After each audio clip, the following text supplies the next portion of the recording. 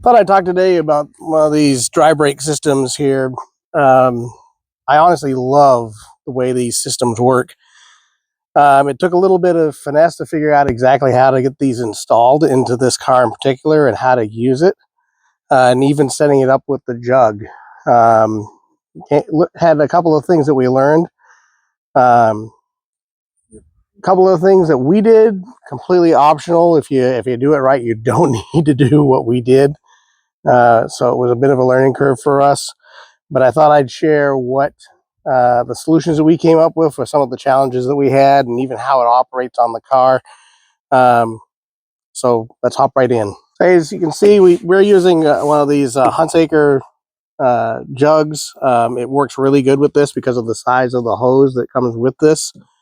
2-inch hose, if I remember right, 2 or 2 1/4, which allows you to really dump the fuel. It comes with this nice clear hose here and makes it nice. You can see the fuel. We're actually thinking about those shortening this a bit because you do get some flex when you're trying to put it into the receiver.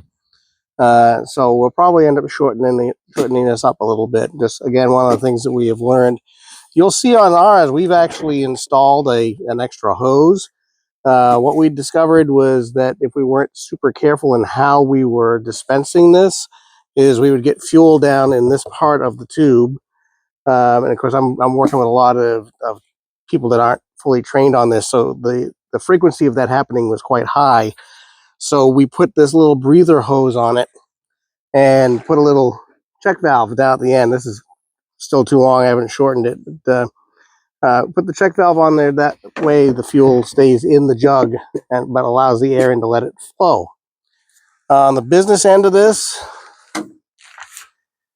is the male part of the receiver, and you can see or of the system, and you can see that it's made up of several different parts, including a spring. The red part is what gets pushed back. The silver part is what goes into the receiver, and then you just push it down to where the black piece is. Let's go ahead and I'll show you how it works. So you're going to see why I like this system so much.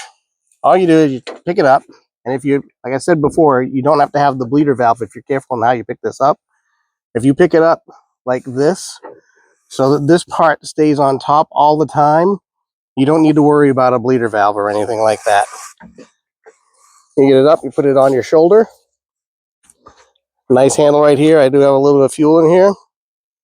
But you're going to see what all you got to do is you line up these bits here on the car. It's actually easier to do with more fuel in it, and just push down. And the fuel goes in. There are also handles you can get for these. I'm debating about doing that just because I don't want to have to balance this and push this down. And also, it's one of the main reasons why we're talking about shortening this, because that way it's a little bit closer in and we can just shove her on in there. So now you've seen the operation of it and everything. And by the way, when it does the dry brake, there's no fuel or anything left here. There's nothing there. It's dry, which is awesome. But let's go ahead and take a look and show you how this is actually plumbed inside the car, because it's not just straight putting this in and leaving it at that. There is some additional plumbing that you really need to do.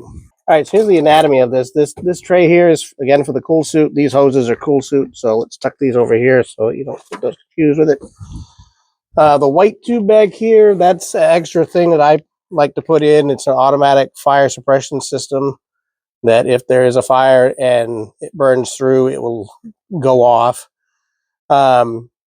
But you can see the big hose over here and that little red piece there. That is the receiver part of the dry brake system, and it goes down. You have to get a special sized tube to go down in there, and I actually had to have a step down to go into the fuel tank here, because this is running the original fuel tank.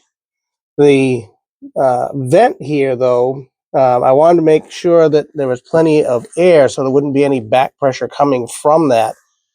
I couldn't allow the fuel just to come out and go into the regular vent. I was mainly concerned that it would just dump and then end up being like a siphon once it got full. So what we did was we came off of the vent and stepped it up a little bit here to go here. And this is a special rollover device that if it has like a little ping pong ball in here basically, and if you roll over it shuts off the fuel from flowing in it.